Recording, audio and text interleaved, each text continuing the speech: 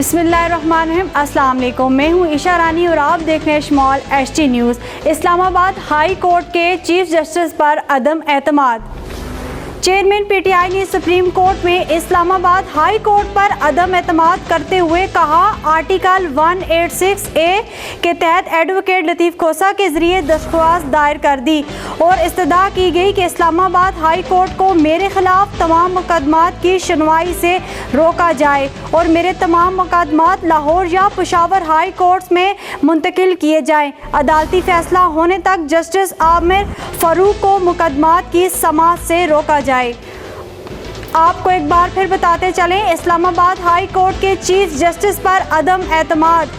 Chairman PTI ने supreme court में Islamabad high court पर अदम एतमाद करते हुए कहा, आर्टिकल 186A के तहत एडवोकेट लतीफ़ खोसा के ज़रिए दरख्वास्त दायर कर दी और इस्तदा की गई कि इस्लामाबाद हाई कोर्ट को मेरे खिलाफ तमाम मुकदमात की सुनवाई से रोका जाए और मेरे तमाम मुकदमात लाहौर या पेशावर हाई कोर्ट्स में मुंतकिल किए जाए। अदालती फैसला होने तक जस्टिस आमिर फ़ारूक को मुकदमात की समाअत से रोका जाए।